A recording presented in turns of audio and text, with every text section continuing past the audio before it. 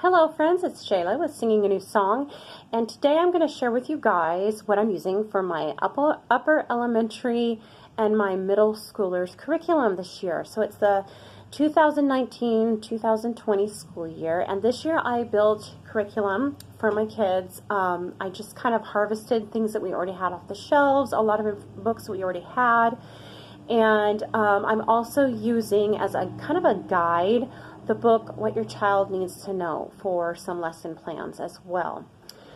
I don't know if you saw, but this year was a big year for us. We have a high schooler this year, and as I was planning the high schoolers' 4-year high school plan, it gave me a lot of insight as to what I want to require of my middle schoolers. So that is when I decided I wanted to kind of like build our own curriculum, basically, not totally from scratch. I'm not doing things from scratch. I am using other books, other people's books, but I wanted to piece things together myself. So guys, I want to keep this video as short as possible because I know a lot of you don't have a ton of time, and we are kind of late into the school year. So I want to keep this as short as possible because I know a lot of you guys are really wanting to get started if you haven't gotten started already. I have over here my notes, so you're going to see me looking over here quite a bit, my notes to help keep me on track. So with that said, I'm just going to get started. I'm going to show you guys what we're using. Again, I'm doing this video, I didn't know if I said, I'm doing this video because I did have some questions on Instagram. People are asking what I'm using. By the way, I am recording this outside. You can hear I've got really noisy neighbors, so that's kind of irritating. In fact, I'm going to pause for a second. Oh, no, they stopped. Okay. So guys, I'm just going to start moving through and showing you guys what we're using for curriculum really quick. For Bible, we're doing Jesus Calling. Love the Jesus Calling books. My kids love these. They're kind of moving through it on their own. I was doing group studies for this, like calling all the kids in together, but then my high schooler, well, you know, he's in high school, so I got Jesus Calling for Teens for him. And for the other two that are in middle school and upper elementary, we're doing this one right here. Again, it's Jesus Calling. This one's for kids. It's just 365 devotionals for kids. We're also using it for the Bible verses. So they're memory verses. They pick one from here and then they work on it throughout the week. We are doing Spelling Power. Spelling Power is awesome. It's pretty much the only spelling book you will ever need. Now, this book is, I glued, it's kind of an ugly book. I put a new cover on it. But this book it's got easy spelling words all the way through high school, and, you know, more complicated spelling words. So it's a great book. It's, like I said, it's the only spelling book you really ever need. Let's see. For math, we are doing a few things. I forgot to bring 2 of the books that we're doing out. But we're doing Usborne books for some math facts, the fractions and decimals book. I'll link to it probably. And then times tables for, you know, memory facts. We're also doing Life of Fred books. My daughter is working through decimals and percentages, and then my upper elementary is working through fractions. But as like a main curriculum, we're doing teaching textbooks. Okay, so I just want to tell you something about teaching textbooks. You maybe have heard some people say teaching textbooks has holes in it, and teaching textbooks is not as advanced. I will tell you, I've looked into it.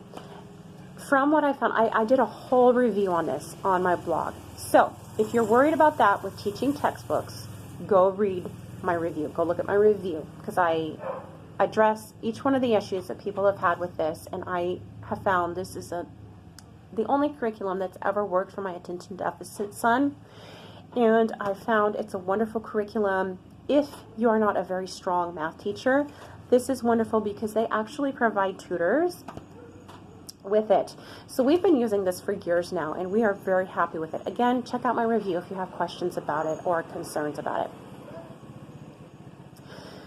So, moving on, vocabulary. For vocabulary, we are doing Latin, English from the roots up, which I love, Greek and Latin.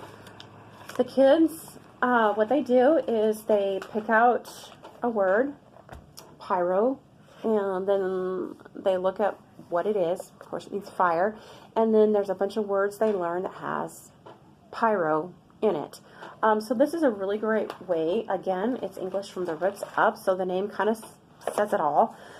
That is one thing they're doing for vocabulary. My daughter is also working through Wordly Wise, and I'll be getting one of these for my upper elementary son very soon. We're kind of spreading some things out because he's still finishing up some other areas of school, so he's not quite ready to go into the Wordly Wise yet. We have to finish up some other stuff first, but he will be going into this very soon. Not this particular book, but anyways, Wordly Wise. I love Wordly Wise. This is just great for teaching vocabulary, and I will be honest, I've considered getting some of these books for myself because they are so fun, but I'm kind of weird about vocabulary and words. I just love them.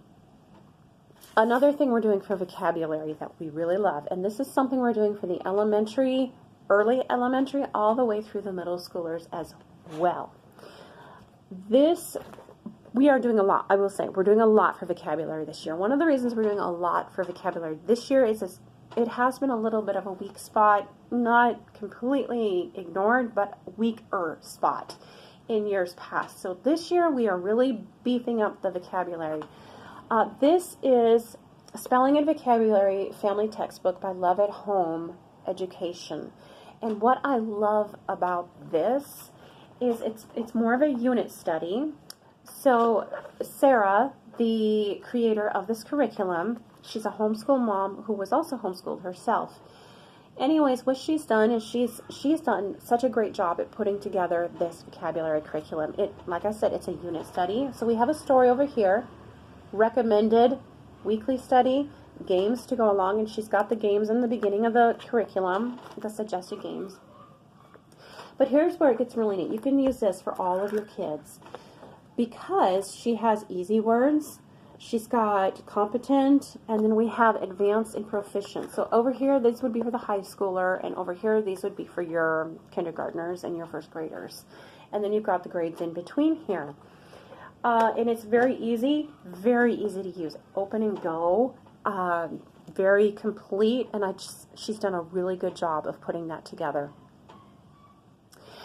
For language arts, we are doing, seriously, I am not crazy about life packs, Alpha Omega life packs for teaching language arts. I feel like I don't like the layout very well. We've tried it in years past, and it's just not worked very well for our kids. So I really don't like it.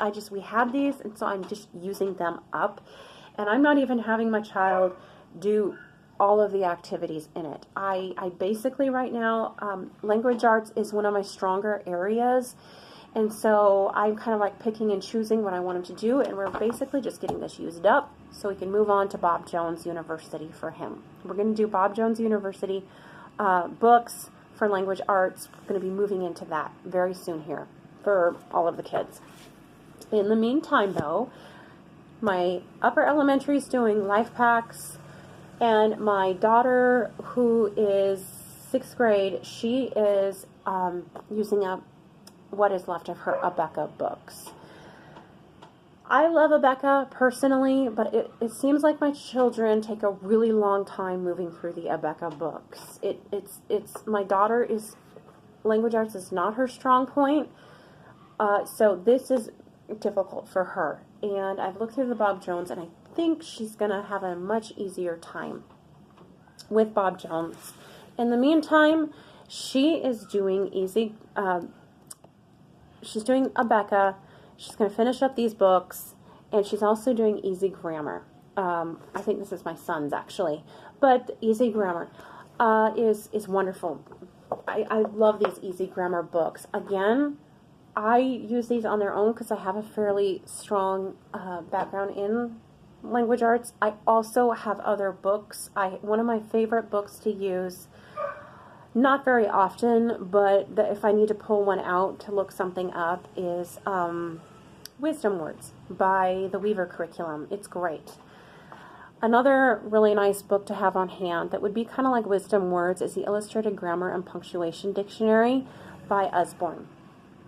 So I like that too, if you need to look things up. But basically what this is it's easy grammar, and they have, you know, like one thing to do a day. And it just kind of helps drive home what they have learned so far in language arts. For handwriting, I'm afraid I may be running out of time, so if this video cuts short, I'll have to do a two-parter. But for handwriting, I'm going to speed things up just a little bit for you guys. Handwriting, this is just for my son, my upper elementary son. My daughter is doing penmanship to praise, I believe. But this is for our son who really needs help in handwriting. He's a boy, and he just, you know, doesn't really like handwriting, so he's not very good with it yet, but so he's a little bit behind when it comes to handwriting and just making his handwriting legible. He can if he wants to. He just chooses not to a lot of the time. So he's still working through that. For history and geography, one of my favorite subjects, we are using Usborne books. These are really nice to just introduce kids to certain concepts. So it doesn't go too deeply into detail. Basically, like I said, it's to introduce kids to certain periods of time and geography, okay? I don't know if I mentioned in the beginning of this, I'm getting over a head cold, so I apologize now for the random sniffles. One thing I'll warn you about with this book is it's very comprehensive. It covers see, we've got you know, like modern events through we've got computers, you know, we're talking about very, very modern events, the environment, but it begins at the beginning of time, okay? I will warn you, this book does teach some evolution, so you're going to want to go through this with your kids and teach them your perspective on and your beliefs on evolution. If you want, you can basically skip the whole early portion of this book, which is probably from about, you know, I'm going to say about this much of the book. You can replace this with basically the same book from My Father's World, and like I said, you're just replacing this beginning portion here. You can replace it. My Father's World carries the same book, only Usborne, they took out the evolution teachings for My Father's World curriculum. We love these books, though. We love them for the pictures. They have pictures and descriptions that go along with everything, so it kind of helps the child to actually kind of go back in time. Our kids love these books. Our oldest did not because of the evolution, so we've you know, pieced together different things for him, but the other kids do love these. And then again, the geography one for obviously geography. And our kids are doing 4 pages in each of these a day. Another thing that we're doing for geography and science is, these are Southwestern books. They're kind of hard to come by. Usually you have to get them from a distributor. But we really love these books too. Eyewitness books would be something you could use in place of this. But this is, I got a series, 5 series of these books years ago, and, you know, they're just great. We've got How Rocks Are Made here. This one is Earth and Space, so they're going to be reading through these again this year. They've done it like 4 years ago, but my middle school and elementary child, they're going to go through these again this year. We're really, really hitting science hard this year. I don't know why, just because. I feel like we need to, and I want my daughter to be at a certain place before she starts high school science, so we're really hitting science hard this year. Speaking of more of science, we're doing a Becca health books. We've started on these. So far the kids love these. If you're not familiar, basically what they do is it's a textbook, okay? These are your traditional textbooks.